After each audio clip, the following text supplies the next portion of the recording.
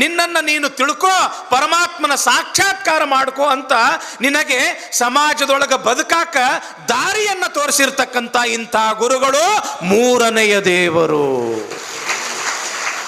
ಆಚಾರ್ಯ ದೇವೋ ಭವ. ಇನ್ನು ನಾಲ್ಕನೇ ದೇವರು ಯಾರು? ಅತಿಥಿ ದೇವೋ ಭವ.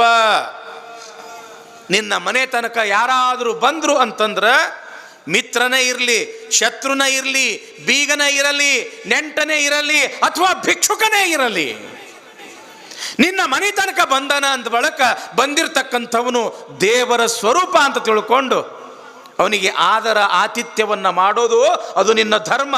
ಅಂಥ ಅತಿಥಿಯೂ ಕೂಡ ನಾಲ್ಕನೆಯ ದೇವರು. ಇಂಥ ನಾಲ್ಕು ದೇವರನ್ನು ನಾವು ಇವತ್ತು ಮರ್ತು ಬಿಟ್ಟಿವಿ. ಮರ್ತಿವೇನಿಲ್ಲ ತಂಗಿ? ತಾಯಿನ ದೇವರು ಅಂತ ತಿಳ್ಕೊಳ್ಳೋರು ಎಷ್ಟು ಮಂದಿ ಅದಿರಿ? ಕೈ ಎತ್ರಿ. ತಾಯಿನ ದೇವರು. ಯವ್ವ ಹೆಣ್ಮಕ್ಳು ನೀವು ಕೈ ಎತ್ತಕತ್ತೀರಿ, ಗಂಡು ಮಕ್ಕಳು ಒಬ್ರು ಕೈ ಎತ್ತಲಾಗ್ಯಾರು. ತಾಯಿಗಿಂತ ದೊಡ್ಡ ವಸ್ತು ಯಾವುದದ ತಂಗಿ? ತಾಯಿನ ಇದ್ದಿದ್ದಿಲ್ಲ ಅಂತಂದ್ರೆ ಈ ಪ್ರಪಂಚಕ್ಕೆ ನಾವು ಹೆಂಗೆ ಬರ್ತಿದ್ವಿ? ಒಂದು ಮಾತು ಹೇಳ್ತೀನಿ ತಂಗಿ, ಎಷ್ಟು ಮಂತ್ರ ಅದಾವ ಅಂತಂದ್ರೆ ಸಪ್ತಕೋಟಿ ಮಂತ್ರ ಅಂತ ಕರೀತಾರೆ. ಸಪ್ತಕೋಟಿ ಮಂತ್ರ, 7 ಕೋಟಿ ಮಂತ್ರ. ಆ 7 ಕೋಟಿ ಮಂತ್ರದೊಳಗೆ ಯಾವ ಮಂತ್ರ ಶ್ರೇಷ್ಠ ಗೊತ್ತದ ಏನು? ಒಬ್ಬೊಬ್ಬರಂತರ ಪಂಚಾಕ್ಷರಿ ಮಂತ್ರ, ಒಬ್ಬೊಬ್ಬರಂತರ ಗಾಯತ್ರಿ ಮಂತ್ರ, ಒಬ್ಬೊಬ್ಬರಂತರ ಅಘೋರ ಮಂತ್ರ, ಮೃತ್ಯುಂಜಯ ಮಂತ್ರ. ತಂಗಿ, ಎಲ್ಲ ಮಂತ್ರಗಳಲ್ಲಿ ಅಂದರೆ 7 ಕೋಟಿ ಮಂತ್ರಗಳಲ್ಲಿ ಅತ್ಯಂತ ಶ್ರೇಷ್ಠ ಅನಿಸಿಕೊಂಡಿರ್ತಕ್ಕಂಥದ್ದು ಒಂದೇ ಒಂದು ಮಂತ್ರ ಅದ, ಅವ್ವ ಅನ್ನೋ ಮಂತ್ರ. ಅಮ್ಮ ಎಂಬ ಮಾತಿಗಿಂತ ಬೇರೆ ಮಂತ್ರ ಎಲ್ಲಿದೆ? ಅದು ನೀಡುವ ಶಾಂತಿ ಕಾಂತಿ ಯಾವ ತಾರೆ ರವಿಗಿದೆ? ದೊಡ್ಡ ವಸ್ತು ರೇವ ಅದು. ಅವ್ವ ಅನ್ನೋ ವಸ್ತು ಬಹಳ ದೊಡ್ಡದು. ಅದಕ್ಕಿಂತ ದೊಡ್ಡ ವಸ್ತು ಯಾವುದು ಇಲ್ಲ ಈ ಪ್ರಪಂಚದೊಳಗೆ, ಯಾವುದೂ ಇಲ್ಲ. ವಿಪರ್ಯಾಸ ಅಂತಂದ್ರೆ ಯಾವ ಭಾರತ ದೇಶದೊಳಗೆ ತಾಯಿನೇ ದೇವರು, ತಂದೆನೇ ದೇವರು, ಗುರುಗಳೇ ದೇವರು, ಅತಿಥಿಗಳೇ ದೇವರು ಅಂತ ತಿಳ್ಕೊಂಡು 10,000 ವರ್ಷಗಳಿಂದ ಈ ಮಂತ್ರಗಳನ್ನು ಹೇಳ್ತಾ ಜಗತ್ತಿಗೆ ಬಂದದ ನಮ್ಮ ದೇಶ. ಅಂಥ ನಮ್ಮ ದೇಶದೊಳಗೆ ಇವತ್ತ ವೃದ್ಧಾಶ್ರಮಗಳು ಹುಟ್ಟಾಕತ್ತಾವ. ನಾವು ನಮ್ಮ ಖೇಡ್ಗೆ ಅಜ್ಜಾರು, ಅಮೀನ್ಗಢ ಅಜ್ಜಾರು ಬೆಂಗಳೂರಿಗೆ ಹೋಗಿದ್ವಿ. ತಂಗಿ, ಆಗಿರ್ತಕ್ಕಂಥ ಒಂದು ಮಾತು ಹೇಳ್ತೀನಿ ಕೇಳ್ರಿ. ಅಲ್ಲಿ BS ಪರಮಶಿವಯ್ಯ ಅಂತ ತಿಳ್ಕೊಂಡು ಮೈಸೂರು ಮತ್ತು ಬೆಂಗಳೂರು ಭಾಗದೊಳಗೆ ಒಂದು ಬಹಳ ದೊಡ್ಡ ಹೆಸರು, ವೀರಶೈವ ಲಿಂಗಾಯತ ಜನಾಂಗದ ಒಂದು ದೊಡ್ಡ ಮುಖಂಡರವರು BS ಪರಮಶಿವಯ್ಯನವರು ಅಂತ. ಬಹಳ ಪ್ರೀತಿ ನಮ್ಮ ಮ್ಯಾಲ. ಬುದ್ಧಿ, ಇಲ್ಲಿ ತನಕ ಬಂದಿರಿ, ನಾವೊಂದು ವೃದ್ಧಾಶ್ರಮ ತೆಗೆದೀನಿ, ನೋಡಾಕತ್ತೀರಿ ಬರ್ರಿ ಅಂತ ನಮಗೆಲ್ಲರಿಗೂ ಕೂಡ ಕರ್ಕೊಂಡು ಹೋದರು. 25-30 ಕೋಣೆಗಳು, ಒಂದೊಂದು ಕೋಣೆಯೊಳಗೆ ಇಬ್ಬರು, ಏರ್ ಕಂಡೀಷನರ್ ರೂಮ್ಗಳು. ಪಾಪ ಆ ಮುದುಕಿಗಳಿಗೆ ಯಾವುದೇ ರೀತಿ ತೊಂದರೆ ಆಗಬಾರ್ದು ಅಂತ ತಿಳ್ಕೊಂಡು ಏನು ಬೇಕು ಎಲ್ಲ ವ್ಯವಸ್ಥೆ. ಅಲ್ಲೇ ಒಬ್ಬರು ಸ್ಪೆಷಲ್ ಡಾಕ್ಟ್ರು, ಅವ್ರಿಗೆ ಆರಾಮ ತಪ್ತು ಅಂತಂದ್ರೆ ಅಲ್ಲಿದಲ್ಲೇ ಆಗಿಂದಾಗಲೇ ಅವರಿಗೆ ಟ್ರೀಟ್ಮೆಂಟ್ ಮಾಡಬೇಕು. ಎಷ್ಟು ಚಂದ ನೋಡ್ಕೊಂಡಾರ BS ಪರಮಶಿವಯ್ಯನವರು ಅಲ್ಲಿ ಇರ್ತಕ್ಕಂಥ ವೃದ್ಧಾಶ್ರಮದಲ್ಲಿ ಇರ್ತಕ್ಕಂಥ ಅಜ್ಜ ಅಜ್ಜಿಗಳಿಗೆ ಅಂತಂದ್ರೆ ಅವ್ರ ವ್ಯವಸ್ಥೆ ನೋಡೇ ನಮ್ಮ ಕಣ್ಣಾಗ ನೀರು ಬಂತು. ಅಷ್ಟು ಪ್ರೀತಿಯಿಂದ ನೋಡ್ಕೊಂಡಾರ. ಭಾಳ ವಿಚಿತ್ರ ಅನ್ನಿಸ್ತದ ತಂಗಿ ಕೇಳಿದ್ರೆ. ಅಂದ್ರೆ ನಾವು ಕೇಳಿದ್ವಿ ಅವರಿಗೆ, ಅಲ್ಲೇನು ಮುದುಕಿ ಇದ್ರಲ್ಲ, ಯಾಕ್ರಿವಾ ನೀವು ಮನೆಯೆಲ್ಲ ಬಿಟ್ಟು ಇಲ್ಲಿ ವೃದ್ಧಾಶ್ರಮದೊಳಗೆ ಇಳ್ಕೊಳಕ್ಕೆ ಬಂದಿರಲ್ಲ, ಯಾಕೆ ನಿಮಗೆ ಮಕ್ಕಳಿಲ್ಲೇನು? ಅಥವಾ ಭಾರತ ದೇಶದೊಳಗೆ ಇರುವುದಿಲ್ಲೇನೋ, ಅವರು ಬೇರೆ ದೇಶದೊಳಗೆ ಇರ್ತಾರೇನು? ಕೇಳಿದ್ರೆ ವಿಚಿತ್ರ ಅನ್ನಿಸ್ತದ. ಇಲ್ಲ ಸ್ವಾಮೀಜಿ, ನಮ್ಗೆಲ್ಲರಿಗೂ ಕೂಡ ಮಕ್ಕಳಿದ್ದಾರೆ, ಅಂತಿಂಥ ಮಕ್ಕಳಿಲ್ಲ. ದೊಡ್ಡ ದೊಡ್ಡ ಡಾಕ್ಟರ್ಸ್ ಅದಾರ, ಅವರು ವಕೀಲರದಾರ, ಇಂಜಿನಿಯರ್ ಅದಾರ, ಉದ್ಯೋಗಪತಿಗಳದಾರ, ಲಕ್ಷಾಧೀಶರಲ್ಲ ಕೋಟ್ಯಾಧೀಶರದಾರ. ಆದ್ರೆ ತಂದೆ ತಾಯಿನ ಎಲ್ಲಿ ನೋಡ್ಕೊಳ್ಳೋದು, ಅವ್ರ ಸೇವಾ ಎಲ್ಲಿ ಮಾಡೋದು, ಅವ್ರ ಕಿರಿಕಿರಿ ಎಲ್ಲಿ ತಡ್ಕೊಳ್ಳೋದು ಅಂತ ತಿಳ್ಕೊಂಡು ನಮ್ಮನ್ನೆಲ್ಲ ವೃದ್ಧಾಶ್ರಮದೊಳಗೆ ಬಿಟ್ಟು ಹೋಗಿ ಬಿಟ್ಟಾರ. ನಮಗೆ ಒಂದು ಸಮಾಧಾನ ಏನಾಯ್ತು ಅಂತಂದ್ರೆ, ಅವರ ಮಕ್ಕಳೆಲ್ಲ ಇಂಜಿನಿಯರು, ಡಾಕ್ಟರು, ದೊಡ್ಡ ದೊಡ್ಡ ಉದ್ಯೋಗಪತಿಗಳು. ಆದ್ರೆ ಒಂದು ಸಮಾಧಾನ ಏನು ಅಂತಂದ್ರೆ, ಯಾವ ರೈತನ ತಂದೆ ತಾಯಿಯೂ ಕೂಡ ಅಲ್ಲಿ ಇದ್ದಿದ್ದಿಲ್ಲ. ಧರ್ಮ ಅನ್ನೋದು ಏನಾದರೂ ಕೂಡ ಉಳಿದದ ಅಂತಂದ್ರೆ ನಮ್ಮ ರೈತರಲ್ಲಿ ಉಳಿದದ. ಯಾವ ತಂದೆ ತಾಯಿಯನ್ನು ಕೂಡ ಅವರು ವೃದ್ಧಾಶ್ರಮದೊಳಗೆ ಇಟ್ಟಿಲ್ಲ. ತಂದೆ ತಾಯಿ ನಮಗೆ ಭಾರ ಅಂತ ಯಾರೂ ಕೂಡ ತಿಳ್ಕೊಂಡಿಲ್ಲ. ಇಂಥ ಹಳ್ಳಿಗಾಡಿನೊಳಗ ಇಂದಿಗೂ ಕೂಡ ತಾಯಿನ ದೇವರು, ತಂದೆಯನೇ ದೇವರು, ಗುರುಗಳೇ ದೇವರು, ಅತಿಥಿಗಳೇ ದೇವರು ಅನ್ನೋ ಆಚಾರ ವಿಚಾರ ಉಳಿದದ ಅಂತಂದ್ರೆ, ಯವ್ವಾ ನಿಮ್ಮ ಹತ್ರ ಉಳಿದದ, ಅದಕ್ಕೆ ನೀವು ದೊಡ್ಡವ್ರವ. ಅದಕ್ಕೆ ಈ ಕಾವಿ ಕುಲ ನಿಮಗೆ ಎರಡೂ ಕೈ ಜೋಡಿಸಿ ಶರಣು ಶರಣಾರ್ಥಿ ಹೇಳ್ತೀವಿ. ಇದು ನಮ್ಮ ಸಂಸ್ಕಾರ. ತಂದೆ ತಾಯಿಯನ್ನು ಇಷ್ಟು ಪ್ರೀತಿ ಮಾಡ್ರಲ್ಲ, ಇಷ್ಟು ಪ್ರೀತಿ ಮಾಡ್ರಲ್ಲ. ಅವರು ಸಾಯುವಾಗ ಅನ್ಬೇಕು, ದೇವರೇ ಮತ್ತೊಂದು ಜನ್ಮ ಇತ್ತು ಅಂತಂದ್ರೆ ನಮ್ಮ ಮಕ್ಕಳು ಹೊಟ್ಟೆಯಾಗ ನಾವು ಮಕ್ಕಳಾಗಿ ಹುಟ್ಟಬೇಕು. ಇಂಥ ಮಕ್ಕಳು ಕೊಡು, ಇಂಥ ತಂದೆ ತಾಯಿಯನ್ನು ಕೊಡು ಅಂತ ತಿಳ್ಕೊಂಡು ಅವರು ದೇವರಿಗೆ ಕೇಳಬೇಕವ. ಅಟ್ಟು ತಂದೆ ತಾಯಿ ಸೇವಾ ಮಾಡ್ಬೇಕ್ರಪ್ಪ. ತಂದೆ ತಾಯಿ ಹಂಗ ಸಿಗುವುದಿಲ್ಲ. ಪುಣ್ಯದ ಫಲವಾಗಿ ತಂದೆ ತಾಯಿ ನಮಗೆ ಸಿಗ್ತಾರ. ತಂದೆ ತಾಯಿ ಅಂತ ಏನು ತಿಳ್ಕೊಂಡಿರಿ ನೀವು?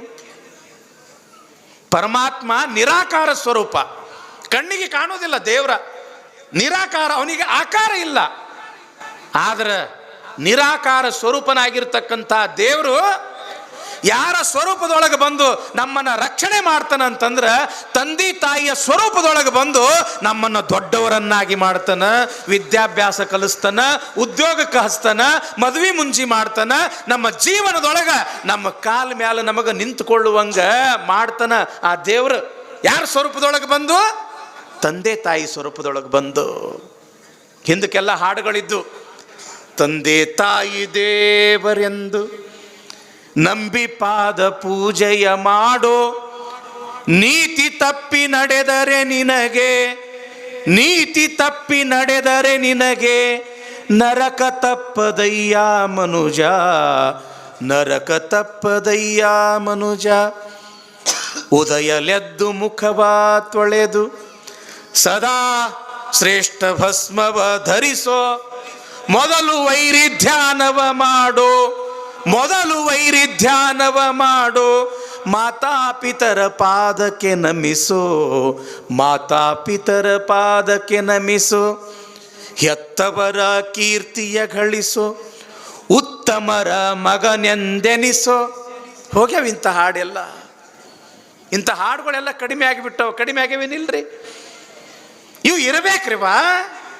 ಇವು ನಮ್ಮ ಮಕ್ಕಳಿಗೆ ದಾರಿ ದೀಪ. ಇವು ಏನು ಮಾಡಕತ್ತೀವಿ ಅಂತಂದ್ರೆ, ನಮ್ಮ ಮಗ ಡಾಕ್ಟರ್ ಆಗಲಿ, ಇಂಜಿನಿಯರ್ ಆಗಲಿ, ವಕೀಲಾಗಲಿ, ಜಡ್ಜ್ ಆಗಲಿ, MLA ಆಗಲಿ, MP ಆಗಲಿ ಅಂತ ತಿಳ್ಕೊಂಡು ಅವರಿಗೆ ಬರೀ ಓದ್ಸ ಹುಚ್ಚ ಬೆಳೆದೈತೆ ಹೊರತು ನಮಗೆ.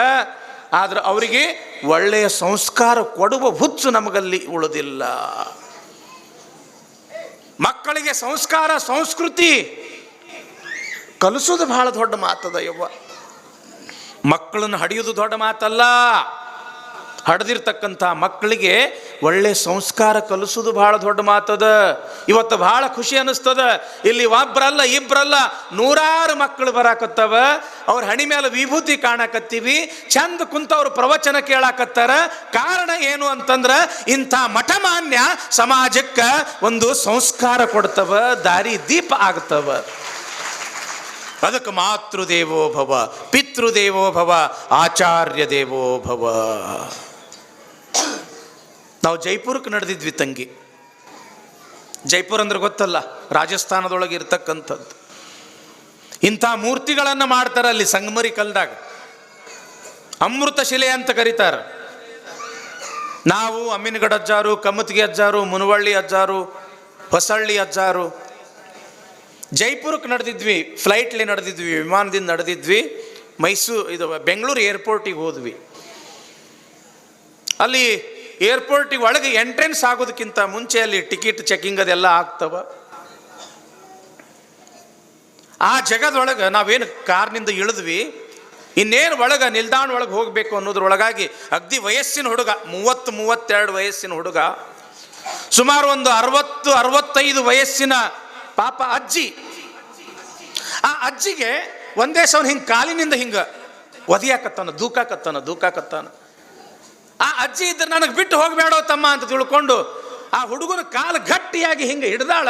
ಅವ ಇದ್ರ ಕಾಲಿನಿಂದ ಜಾಡಿಸಿ ಆ ಮುದುಕಿನ ಒದಿಯಾಕತ್ತಾನ. ಒಂದು ಸವನ ಹಳ್ಳಾಕತ್ತಿತ್ತು ಪಾಪ ಮುದುಕಿ. ನಾವು 4-5 ಮಂದಿ ಸ್ವಾಮಿಗಳಲ್ಲಿ ಹೋದ್ವಿ. ಹೋಗಿ, ಏ ತಮ್ಮ, ವಯಸ್ಸಾಗ್ಯದ ಹೆಣ್ಮಗಳಿಗೆ, ನಿನ್ನ ತಾಯಿ ವಯಸ್ಸಿದ್ದಂಗದ, ಅಂಥವಳಿಗೆ ಕಾಲಿನಿಂದ ಒದಿಯಾಕತ್ತಿಯಲ್ಲೋ, ಬಿಡು ಅಂತ ತಿಳ್ಕೊಂಡು ಹಿಂಗೆ ಸರಿಸಿದ್ವಿ. ಅವನಿಗೆ ಸರಿಸಿ ಆ ಅಜ್ಜಿಗೆ ಕೇಳಿದ್ವಿ, ಏನಮ್ಮ, ಯಾಕೆ ಆ ಹುಡುಗ ನಿನಗೆ ಯಾಕೆ ಬೈಯಾಕತ್ತಾನ, ಯಾಕೆ ನಿನಗೆ ಒದಿಯಾಕತ್ತಾನ, ಅವನದೇನಾದ್ರೂ ಸಾಮಾನು ಗಿಮಾನು ಏನಾದರೂ ಕೂಡ ನೀ ಕದ್ದಿ ಏನು ತಗೊಂಡು ಏನು ಅಂತ ನಾವು ಕೇಳಿದಾಗ ಪಾಪ ಆ ಅಜ್ಜಿ ಅಂತೂ, ಯಪ್ಪ ನಾ ಕಳ್ಳಿ ಅಲ್ರಿಪ್ಪ, ಅವನ ಸಾಮಾನು ನಾ ಏನೂ ತಗೊಂಡಿಲ್ಲ, ಮತ್ತವ ಬೇರೆ ಯಾರು ಅಲ್ಲ, ನನ್ನ ಹೊಟ್ಟೆಯಾಗ ಹುಟ್ಟಿದ ಮಗನ, ಮತ್ತವ ನಿನ್ನ ಮಗ ಇದ್ರ ನಿನಗೆ ಯಾಕೆ ಒದಿಯಾಕತ್ತಾನ. ಏನು ಹೇಳ್ರಿ ಸ್ವಾಮಿಯಾರ, ಆ ಕಡೆ ಸ್ವಾಮಿಯಾರ ಅಂತಂತಾರೆ. ಆ ಕಡೆ ದಾವಣಗೆರೆ ಭಾಗದೊಳಗೆ ಅಜ್ಜಾರಿಗೆ ಮುತ್ತೆಯವರಿಗೆ ಸ್ವಾಮಿಯಾರ ಅಂತ ಕರೀತಾರೆ. ಆ ಭಾಗದ ಪಾಪ ಅಜ್ಜಿ ಬೆಂಗಳೂರಿಗೆ ದುಡಿಯಾಕಂತ ಹೋಗಿರ್ತಕ್ಕಂಥವಳು. ಏನು ಹೇಳೋನ್ರಿ ಸ್ವಾಮಿಯಾರ, ಇವ ಭಾಳ ಸಣ್ಣವಿದ್ದನ್ರಿ, 4 ವರ್ಷದವ ಇದ್ದನ್ರಿ, ಇವ್ರಪ್ಪ ಸತ್ತ. ನಮಗೆ ಯಾರೂ ಇದ್ದಿದ್ದಿಲ್ರಿ. ಬೆಂಗಳೂರಂತ ಸಿಟಿ ಒಳಗೆ ಬಂದು ನಾವು ಇಲ್ಲಿ ಮತ್ತೊಬ್ಬರು ಮನೆಯೊಳಗೆ ಬಟ್ಟಿ ತೊಳೆದು, ಪಾತ್ರೆ ತೊಳೆದು, ಕಸ ಹುಡುಗಿ, ಸಾಣಿ ಹಾಕಿ, ಹಿಂಗ ನಾನು ಇವನಿಗೆ ಸಾಲಿ ಕಲಿಸಿದನ್ರಿ. ಎಷ್ಟು ತನ ಕಲಿಸಿದ್ನಿ ಅಂತಂದ್ರೆ ಇವಂದು MBA ಆಗ್ಯದ್ರಿ. MBA ಅಂದ್ರೆ ಗೊತ್ತಲ್ಲ, MBA ಆಗ್ಯದ್ರಿ. ನೌಕರಿ ಇಲ್ಲೇ ಹತ್ರಿ, ಇವನಿಗೆ ಬೆಂಗಳೂರದಾಗ ನೌಕರಿ ಹತ್ತು. ಇವನು ಮದುವೆ ಮಾಡಬೇಕು ಅಂತ ತಿಳ್ಕೊಂಡು MBAನೇ ಮುಗಿಸಿರ್ತಕ್ಕಂಥ ಒಂದು ಕನ್ಯಾ ನೋಡಿ ಮದುವೆ ಮಾಡ್ದಿನ್ರಿ. ಆಕಿಗೂ 1 ಲಕ್ಷ ರೂಪಾಯಿ ಪಗಾರ ರೀ, ಇವನಿಗೂ 1 ಲಕ್ಷ ರೂಪಾಯಿ ಪಗಾರ. ಆಕಿಗೆ ಮುಂಬೈಗೆ ಟ್ರಾನ್ಸ್ಫರ್ ಆಗ್ಯದ್ರಿ. ಆಕಿ ನೌಕರಿಗೆ ಮುಂಬೈಗೆ ಹೋಗ್ಯಾಳ್ರಿ. ನಾನು ಹೆಂಡತಿ ಹತ್ರನ ಇದ್ಕೊಂಡು ನೌಕರಿ ಮಾಡ್ತೀನಿ ಅಂತ ಹೇಳಿ ನಡ್ದಾನ್ರಿ. ಹೋಗಾಕೆ ನಾ ಬ್ಯಾಡ ಅಂದಿಲ್ರಿ. ಯಪ್ಪ ನನಗೂ ಕೂಡ ಕರ್ಕೊಂಡು ಹೋಗೋ, ನನಗಿಲ್ಲಿ ಸ್ವಂತ ಇರಾಕ್ ಮನಿ ಇಲ್ಲ, ಯಾರು ಬಂಧು ಇಲ್ಲ, ಬಳಗ ಇಲ್ಲ, ಯಾರೂ ಇಲ್ಲ, ದುಡ್ಯಾಕ ಮೈಯಾಗ ಶಕ್ತಿನೂ ಉಳಿದಿಲ್ಲ, ನನಗೂ ಕರ್ಕೊಂಡು ಹೋಗೋ ಅಂತ ಅವನ ಕಾಲಿಗೆ ಬಿದ್ದು ಕೇಳಾಕತ್ತೀನ್ರಿ. ಹಿಂಗೆ ನನಗೆ ಒದ್ಯಾಕತ್ತ ನೋಡ್ರಿ, ನೀವರ ಬಂದಿಟ್ಟು ಹೇಳ್ರಿ ಅಂತ ಪಾಪ ಮುದುಕಿ ಒಂದ ಸೋನು ಗೋಳೋ ಅಂತ ಅಳ್ಕೊಂತ ನಮ್ಮ ಮುಂದೆ ತನ್ನ ಕಷ್ಟ ತೊಡ್ಕೊಳ್ತು. ಇಷ್ಟು ಅನ್ನೋದ ತಡ ಆ ಹುಡುಗಿಗೆ ಎಷ್ಟು ಸಿಟ್ಟು ಬರ್ಬೇಕತ್ತೀರಿ. ಏನಾ ಯವ್ವ ಬಂದು ಸ್ವಾಮಿಯಾರ ಮುಂದೆ ನನ್ನ ಬಗ್ಗೆ ಹೇಳಕತ್ತಿ, ನೀನು ಭಾಳ ಕಷ್ಟಪಟ್ಟು ಕೂಲಿ ನಾಲಿ ಮಾಡಿ ಮುಸ್ರಿ ಗಿಸ್ರಿ ತೊಳೆದು ನನಗೆ ಓದಿಸಿನಿ, ಮದಿ ಮಾಡೀನಿ ಅಂತ ಹೇಳಿ ತಿಳ್ಕೊಂಡು ಭಾಳ ಕಷ್ಟಪಟ್ಟು ಹಡ್ದೀನಿ ಅಂತ ತಿಳ್ಕೊಂಡು ಸ್ವಾಮಿಯಾರ ಮುಂದೆ ಹೇಳಕತ್ತಿದಿ. ನನ್ನ ಹಡದ ಕಿಮ್ಮತ್ತರ ಏನು ಕೇಳು, ಕೊಡ್ತೀನಿ ಅಂತಾಳು. ಏನಂತಾನ ಮಗ, ನನ್ನ ಹಡದ ಕಿಮ್ಮತ್ತರ ಏನು ಕೇಳು, ಕೊಡ್ತೀನಿ ಅಂತಾನ. ನೋಡ್ರಿ ಎಂಥ ನಾಲಾಯಕ ಮಕ್ಕಳು ಹುಟ್ಟ್ಯಾವ ನಮ್ಮ ದೇಶದೊಳಗ. ಹಡದ ಕಿಮ್ಮತ್ತು ಕಟ್ಟಕ್ಕಾಗ್ತದೇನ್ರಿಪ್ಪ? ತಾಯಿ ಹಡದ ಕಿಮ್ಮತ್ತು ಕಟ್ಟಕ್ಕಾಗ್ತದೇನು? 1 ಅಲ್ಲ 2 ಅಲ್ಲ 7 ಜನ್ಮದಾಗ ಹುಟ್ಟಿ ಬಂದ್ರು ಕೂಡ ಹಡದ ತಾಯಿಯ ಕಿಮ್ಮತ್ತು ನಿನಗೇನು ಕಟ್ಟಕ್ಕಾಗ್ತದೋ? ಹರಿಹರ ಬ್ರಹ್ಮಾದಿಗಳಿಗೆ ಕಟ್ಟಕ್ಕಾಗಿಲ್ಲ, ನೀ ಯಾವ ಗಿಡುತ್ತಪ್ಪಲೋ? ಇಂಥ ಮಕ್ಕಳು ಹುಟ್ಟ್ಯಾವ ಈ ಪ್ರಪಂಚದೊಳಗ. ಪಾಪ ಆ ಮುದುಕಿ ಅಂತೂ ಒಂದು ಮಾತ, ಅದು ಇಂದಿಗೂ ಕೂಡ ನೆನಪಾತು ಅಂತಂದ್ರೆ ಕಳ್ಳಾಗ ಚುಚ್ಚದಂಗೆ ಆಗ್ತದ, ನೋವು ಆಗ್ತದ, ಭಾಳ ತ್ರಾಸ ಅನ್ನಿಸ್ತದ. ಏನಂದಳು ಗೊತ್ತದೇನ್ರಿ ಪಾಪ ಮುದುಕಿ, ಸ್ವಾಮ್ಯಾರ ಮಕ್ಕಳಾಗಲಿಲ್ಲ ಅಂತಂದ್ರೆ ಮನಸ್ಸಿಗೆ ಭಾಳ ಬ್ಯಾನೆ ಆಗ್ತದ್ರಿ. ಎಲ್ಲರೂ ಬಂಜಿ ಬಂಜಿ ಬಂಜಿ ಅಂತ ಚುಚ್ಚು ಮಾತು ಆಡಿ ಆಡಿ ಆಡಿ ಮನಸ್ಸಿಗೆ ಭಾಳ ನೋವು ಮಾಡ್ತಾರ್ರಿಪ್ಪ. ಮಕ್ಕಳು ಹುಟ್ಟಲಿಲ್ಲ ಅಂತಂದ್ರೆ ಮನಸ್ಸಿಗೆ ಭಾಳ ನೋವು ಆಗ್ತದ್ರಿ. ಆದ್ರೆ ಮಕ್ಕಳು ಹುಟ್ಟಿ 4 ದಿವಸಕ್ಕೆ ಸತ್ತು ಅಂತಂದ್ರೆ ಕೈಗೆ ಬಂದು ತುತ್ತ ಬಾಯಿಗೆ ಬರಲಿಲ್ಲ ಅಂತ ತಿಳ್ಕೊಂಡು ಮತ್ತಷ್ಟು ಮನಸ್ಸಿಗೆ ಭಾಳ ನೋವು ಆಗ್ತದ್ರಿ. ಆದ್ರೆ ಸ್ವಾಮಿಯರ ಮಕ್ಕಳು ಹುಟ್ಟಿ ದೊಡ್ಡವರಾಗಿ ಇಂಥ ನಾಲಾಯಕ ಮಕ್ಕಳು ನಮ್ಮ ಹೊಟ್ಯಾಗ ಹುಟ್ಟುವಲ್ಲ ಅಂತ ತಿಳ್ಕೊಂಡು ಹೊಟ್ಯಾಗ ಭಾಳ ಸಂಕಟ ಆಗ್ತದ್ರಿ ಅಂತ ಹೊಟ್ಟಿ ಒಂದೇ ಸೌನು ಬಡ್ಕೊಳಕತ್ತು ಪಾಪ ಮುದುಕಿ. ಕಡೆಗೆ ಅವ ಏನು ಕರ್ಕೊಂಡು ಹೋಗಲಿಲ್ಲ. ಕಡೆಗೆ ಪಾಪ ಆ ಅಜ್ಜಿಗೆ ಅಲ್ಲಿ ಬೆಂಗಳೂರೊಳಗೆ ಒಂದು ಮಠ ಅದ, ಆ ಮಠದ ಸ್ವಾಮಿಗಳಿಗೆ ಫೋನ್ ಮಾಡಿ ನಿಮ್ಮ ಆಶ್ರಮದೊಳಗೆ ಈ ಮುದುಕಿನ ಸಲೂರಿ ಅಂತ ತಿಳ್ಕೊಂಡು ಹೇಳಿ ನಾವು ಜೈಪುರಕ್ಕೆ ಹೋಗ್ತಕ್ಕಂಥ ಒಂದು ಸಂದರ್ಭ ಬಂತು. ಯಾಕೆ ಈ ಮಾತುಗಳನ್ನು ಹೇಳಕತ್ತೀವಿ ಅಂತಂದ್ರೆ, ನಮ್ಮ ಮಕ್ಕಳಿಗೆ ಭಾಳ ಓದಿಸ್ಬೇಕನ್ನೋದು ತಲೆಯಾಗ ಇದು ಒಂದೇ ಹುಚ್ಚೈತೆ ಹೊರತು ಈಗಿನ ಮಂದಿಗೆ ಆ ಮಕ್ಕಳು ನಾಳೆ ದೊಡ್ಡವರಾದ ಬಳಿಕ ಅವು ಅನ್ಬೇಕು, ಅಪ್ಪಗಪ್ಪ ಅನ್ಬೇಕು, ಗುರು ಹಿರಿಯರಿಗೆ ಕಿಮ್ಮತ್ತು ಕೊಡಾಕತ್ತು ಅಂತಂದ್ರೆ ಅವ ಹೆಚ್ಚಿಗೆ ಓದಿಲ್ಲ ಅಂದ್ರು ಅಷ್ಟೇ ಆತು. ಸಾಯ್ತಕ್ಕಂಥ ಸಮಯದೊಳಗೆ ಬಾಯಾಗ ನೀರು 4 ಹನಿ ನೀರು ಹಾಕಿದ್ರೆ ನಿಮ್ಮ ಹೊಟ್ಟೆ ತಣ್ಣಗಾಗ್ತದ್ರಿ, ನಿಮ್ಮ ಜನ್ಮ ಸಾರ್ಥಕ ಆಗ್ತದ. ಮೊನ್ನೆ ಸೋಲಾಪುರದಾಗ ನಡೆದಿರ್ತಕ್ಕಂಥ ಘಟನೆ ಕೇಳಿರೇನಿಲ್ಲ? 3-4 ವರ್ಷದ ಹಿಂದೆ ಪೇಪರ್ದಾಗ ಬಂದಿತ್ತು, ಸಂಚಾರದೊಳಗೆ 4 ಜನ ಮಕ್ಕಳು, ಪುನಾಕ್ ಒಬ್ಬವ, ಮುಂಬೈಗೆ 2, ಕೊಲ್ಲಾಪುರಕ್ಕೆ ಮಗಳು ಒಬ್ಬಕ್ಕಿ, 4 ಜನ ಮಕ್ಕಳು. ಮನ್ಯಾಗ 2 ಇರ್ತಿದ್ದು, ಮುದುಕಿ 2 ಇರ್ತಿದ್ದು.